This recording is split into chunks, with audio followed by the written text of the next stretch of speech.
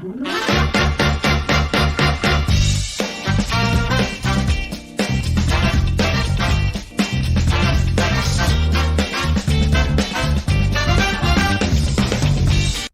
province du Kwilu a besoin de l'intervention du gouvernement de la République pour être sauvée. Eh bien, dans ce nouveau numéro de l'invité, nous allons essayer d'analyser les vraies raisons qui expliquent pourquoi les nouvelles institutions ne sont toujours pas installées dans cette province. Et justement, pour en parler, je reçois Monsieur Jean-Jacques Mbou. Il est président de la société civile du secteur des Mokamo dans le territoire de Masimanimba, à qui j'ai dit bonjour et bienvenue. Bonjour, chers journalistes et Kalonji. Merci d'avoir répondu à notre invitation. Merci aussi à Télé 50, merci à vous personnellement et aux téléspectateurs qui nous suivent à travers votre chaîne de télévision. Alors je voudrais d'entrée de jeu que vous nous disiez, parce que vous venez tout droit de la province du Kwilu, d'abord dans quel état se trouve cette province actuellement? Merci, chers journalistes. La province du Kwilu est malade. La province du Kwilu est malade. Politiquement. Il faut une solution pour que cette province soit sauvée. Vous savez, c'est une province qui est historique. D'abord, c'est le voisin de la ville-province de Kinshasa. Et nous le savons tous. À l'ouest de la RDC. Exactement. Nous le savons tous que les élections ont été organisées par la CENI en 2023, présidentielles, les élections législatives nationales et provinciales ainsi que communales. Oui. Et au niveau du Kwilu, il y a eu un problème que nous ne pouvons plus rappeler aux Congolais, parce qu'en sagesse on dit lorsqu'on veut résoudre un problème, il fallait tirer le bois et non de mettre le bois encore au feu. Donc, les élections... Il y a eu quel problème? Oui, parce que les élections... spectateurs qui nous suivent voudraient comprendre. Oui, les élections ont été annulées. Oui. Annulées dans le territoire de Masimanimba. Par la CENI. Par la CENI. Non seulement à Masimanimba, mais aussi à Yakoma, à Nord-Ubangi. Et la CENI avait pris une décision de réorganiser les élections dans les Masimanimba et dans les Nord-Ubangi, précisément à Yakoma. Alors, le premier calendrier réorganisé pour cette élection, c'était prévu au mois d'avril 2024. Mais dommage, les élections n'ont pas été réorganisées parce que la CENI n'avait pas de moyens. Le gouvernement devait mettre à la disposition de la CENI pour réorganiser les élections. Et la CENI n'a pas croisé le bras et a pris encore le temps de réorganiser un deuxième calendrier dont les élections, normalement, devraient se tenir ce 12 juillet. Dommage que la CENI aussi n'a pas les moyens. Et là, vu que les élections ne sont pas organisées, et la population de Masimanimba et la population de Yakoma est frustrée. Non seulement frustrée, et la non-tenue de ces élections freine le bon fonctionnement des deux provinces. La province du Kwilu et la province de Nord-Ubangi. Mais à qui incombe la faute jusque-là? Parce que, comme vous dites, la CENI, à vous entendre parler, je me rends compte que la CENI se dit prête à organiser, mais elle ne dispose pas des moyens. Donc la faute relève au gouvernement de la République. Exactement. Parce que le gouvernement devrait mettre à la disposition de la CENI. Pour la CENI, nous avons écrit à la CENI. La CENI nous a réussi en plusieurs reprises. Et la CENI dit qu'elle est prête pour réorganiser les élections dans les Masimanimba et Yakoma, mais il n'a pas le moyen. De quelles élections s'agit-il? Législatives? Les élections exactement provinciales, législatives nationales et provinciales, exactement. Dans les Masimanimba et dans les Kwilu. Donc, nous pensons qu'avec Madame la Première ministre, et comme est une maman, une mère, que notre sonnette d'alarme pour la population de Masimanimba et la population de Yakoma doivent aussi voter. Pourquoi, chers journalistes? Les élections, c'est un droit garanti par la Constitution. Et les deux territoires de Masimanimba, et de Yakoma, il n'y a pas la guerre là. Nous pouvons comprendre que le Congo a beaucoup de problèmes, mais aussi, Madame la Première ministre, avec son gouvernement, devrait regarder cette situation pour empêcher cette frustration de prendre des ailes. Parce qu'on doit étouffer le mal dans l'œuf. Mais vous, en tant que membre de la société civile, quel plaidoyer vous menez déjà jusque-là pour que la situation soit décantée? Parce qu'on sait que la province du Kwilu est confrontée à pas mal de problèmes. Il faut que les institutions soient installées pour le démarrage des activités en vue du développement de cette province. Je vais arriver là pour répondre à votre question, cher journaliste. Au moment où nous parlons, je prends les cas de la province du Kwilu, et on ne sait pas mettre en place les bureaux définitifs. Parce qu'il faut attendre le député de Massimanimba. Massimanimba, celle détient 26% des députés provinciaux et 1,2% des députés nationaux. Vous voyez déjà Massimanimba avec 26% des députés provinciaux. On ne peut pas installer les bureaux définitifs. Non seulement les bureaux définitifs de l'Assemblée provinciale, on ne sait pas organiser les élections du gouverneur et les élections des sénateurs. C'est ainsi que nous étant que société civile, nous avons fait nos démarches, les plaidoiries. Est-ce que vous avez pensé à rencontrer Nous avons écrit. Au-delà du fait que vous l'avez écrit, est-ce que vous avez pensé à la rencontrer physiquement pour lui expliquer ce qui se passe dans votre province? Nous avons tenté de rencontrer Madame la Première ministre. Vous le savez que c'est à peine que le gouvernement vient d'être investi. Son calendrier est tellement chargé, mais il a le service. Il y a les courriers qui sont arrivés déjà en son office de travail, et nous pensons que dans les jours qui viennent, la solution sera décantée pour cette situation de Yakoma et de Massimanimba. Donc, nous attendons. Et là aussi, nous voulons profiter pour vous dire, chers journalistes, nous voulons faire une demande au président de la République.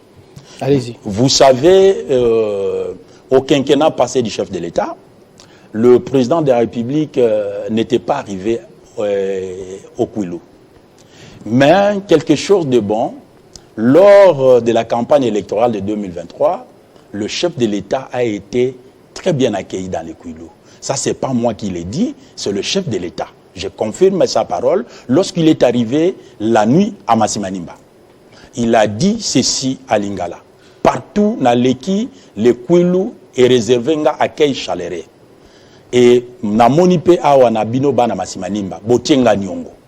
Et il va plus loin, il dit ceci. Le 20 décembre, lorsque vous irez voter, votez-moi le numéro 20.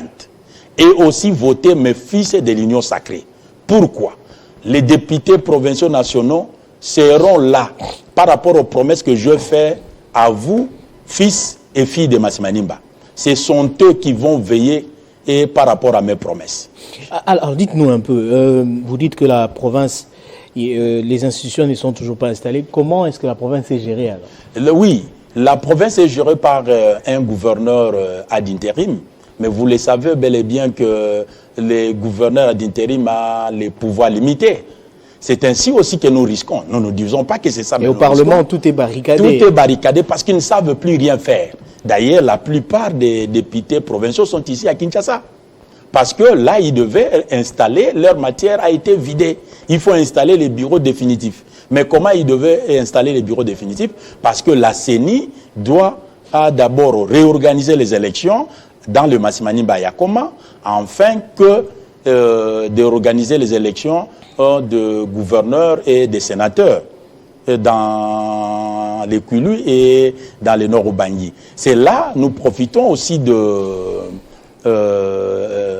soutenir la décision de la CENI, chers journalistes. C'est quelle décision? La CENI avait pris une décision pour dire on doit d'abord organiser les élections législatives nationales et provinciales dans les Kwilu et dans la province de Nord Ubangi avant celle des gouverneurs et des sénateurs.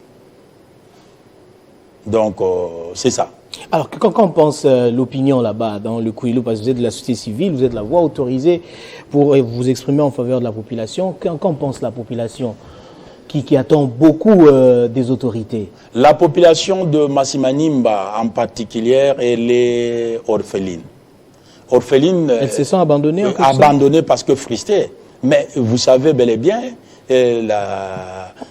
cette population n'a pas ses représentants au niveau provincial, au niveau national. Je veux vous illustrer quelque chose. Lors des investitures de Madame la Première ministre à l'Assemblée nationale, Mais chaque député parlait de son territoire. Mais Massimanimba, personne n'a parlé de Massimanimba. Cette population a suivi. Et cette population regardait et suivait avec de plaisir. Parce que Massimanimba a beaucoup de problèmes dans son intérieur. Et nous avons pris ces jours-là que nos voisins, c'est-à-dire nos frères et sœurs, des Boulungu, d'Idiofa, des Gungu, des Bakata, devaient parler de nous. Parce que nous formons un seul corps, le Kwilu qui est notre corps. Et Massimanimba, prenons le cas d'exemple, c'est un bras. Mais lorsque le bras est malade, le pied doit s'élever pour l'accompagner. Les yeux doivent voir, la bouche doit parler. Donc c'est-à-dire, quand je fais cette illustration, Massimanimba a un problème, mais nos frères de Bakata d'Idiofa, ils sont à l'Assemblée nationale. Ils sont députés nationaux. Ils devaient rejoindre à nous, de parler aussi de Massimanimba, parce que qui est leur frère. Aujourd'hui, la province, rien ne marche dans la province. Il n'y a pas un bon fonctionnement. Cette situation est concernée que par qu'on ne concerne que le territoire de Massimanimba. Exactement, parce que dans les Kwilu... Vous voulez dire qu'à Idiofa, il y a eu élection? Oui. Exactement. Dans le Kwilu a 5 territoires. Oui. Il y a Idiofa, il y a Gungu. Ça, c'est une précision de taille. Oui, puis une donc précision nous parlons de taille. du Kwilu, oui. Mais il faut spécifier. C'est qu'il n'y a pas eu élection à Massimanimba. Dans le Massimanimba. Dans le Massimanimba. Oui, mais les 4 territoires et les 2 villes, les élections ont été bien organisées et il y a les députés nationaux et provinciaux. Donc la situation qui reste, ce n'est que dans le Massimanimba. Est-ce que vous avez pris connaissance des plus amples informations en termes des moyens dont la CENI a besoin? La CENI a besoin de combien pour organiser les élections là-bas? Exactement, ça nous ne pouvons pas dire le mensonge, nous ne connaissons pas exactement ce que la CENI a besoin pour réorganiser ces élections dans le Massimanimba et à Yakoma. Et si aussi on le savait, peut-être nous ne pouvons pas aussi mettre ça à la place publique. Ça relève à la CENI et le gouvernement. Et le gouvernement est informé de cette situation parce que la CENI est prête pour organiser les élections. Il dit même, si on nous donne les moyens aujourd'hui, demain... Les moyens tant financiers que matériels. Oui, le matériel de la CENI est déjà là.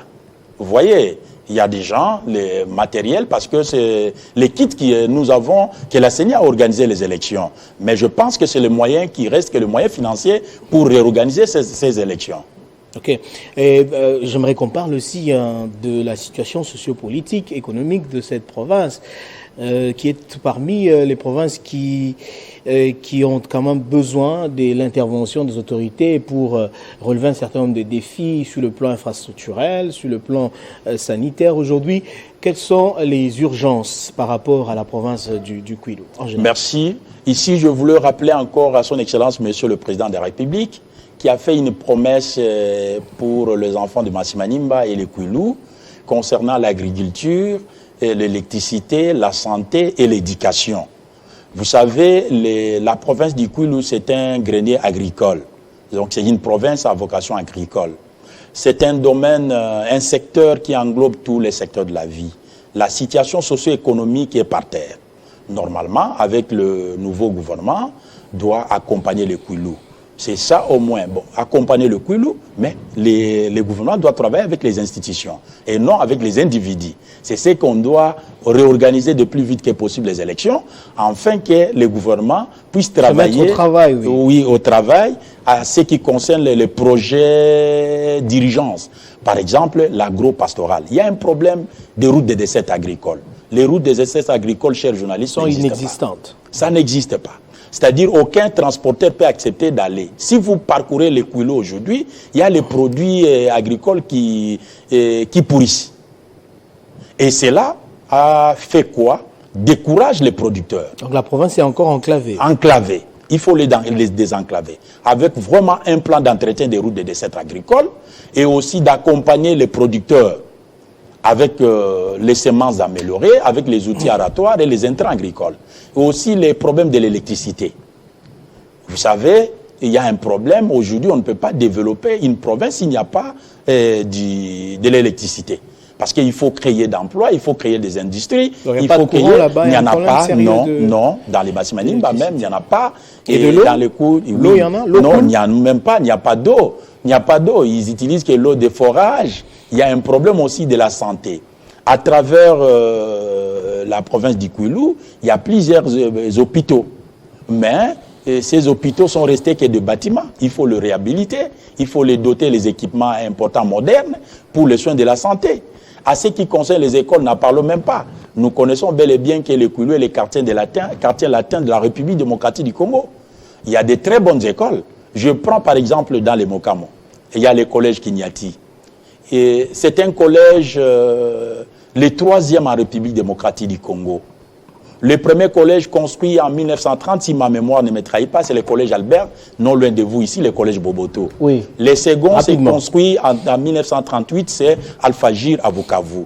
Et le troisième, c'est le collège Kinati, construit en 1948, qui a formé des grands et des grands. Je peux vous les citer si vous autorisez. Allez-y. Par exemple, le professeur Ndaïwel est sorti de cette école, de ce collège. Le docteur Jean-Jacques Mouyembe est sorti de cette école. Le professeur Takizala Lubumbashi, pour ne citer que cela. Alors, je voudrais quand même vous poser une question par rapport au programme de développement local de 145 territoires. Est-ce que la province du Kwilu a été prise en compte? Je suis très sérieux, très sincère avec moi-même. La province du Kwilu en a bénéficié suffisamment? Quelques-uns, mais pas comme à la hauteur. Je prends les territoires de Masimanimba. Ils ont construit qu'un bâtiment administratif et c'est fini. Vous voyez? Mais nous espérons, nous croyons encore qu'avec Madame le Premier ministre, on va encore travailler, réaliser pour que le Kwilu puisse se remettre. Alors, si les autorités sont en train de nous suivre en ce moment, les présidents de la République, la Première ministre et tout son gouvernement, qu'avez-vous comme message à leur adresser en ce moment par rapport à la situation à laquelle la province du Kwilu, notamment le territoire de Masimanimba, est confrontée actuellement? Merci, cher journaliste. Il y a que... Alors qu'on est en train de chuter, allez-y. Oui, une seule demande à son Excellence, Monsieur le Président de la République. Vous avez promis au peuple de Masimanimba lors de votre passage. Et aujourd'hui, la population de Masimanimba est frustrée. C'est parce qu'il n'y a pas d'élection. Ils n'ont pas le représentant. Nous voulons votre intervention comme le garant des bons fonctionnements des institutions.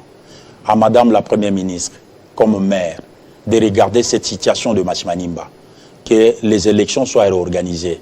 Votre gouvernement peut mettre à la disposition de la CENI les moyens financiers afin que la CENI puisse réorganiser les élections. Quant à la CENI aussi, d'être prête lorsque le gouvernement mettra à leur disposition les moyens et que cette dernière réorganise le plus vite que possible. Donc voilà notre demande. Et à toutes les forces vives des Kwilu de rester unis jusqu'à la réorganisation des élections dans les Masimanimba. Est-ce que vous êtes représenté dans le gouvernement Souminois? Non. Masimanimba particulièrement. Oui, Masimanimba, oui. Il y a un seul fils de Masimanimba. C'est l'excellence vous êtes satisfait? Didier Manzenga, pas du tout. Hein. Mais nous pouvons dire que merci. Vous aurez voulu en avoir beaucoup. Merci. Donc, c'est un peu ça. Nous avons voulu que ça soit même 2 ou 3, 5 de Kwilu. Nous pensons qu'avec les entreprises publiques, on aura de fils et de filles de Masimanimba dans les entreprises publiques. Voilà qui met fin à cette émission. Je rappelle que j'ai reçu M. Jean-Jacques Mbou. Il est président de la société civile du secteur de Mokamo, dans le territoire de Masimanimba. Nous sommes dans la province du Kwilu avec lui. Nous avons justement parlé du fait que les élections ne sont toujours pas organisées, notamment dans le territoire de Masimanimba, dans la province du Kwilu. Madame, Messieurs, je vous remercie de nous avoir suivis.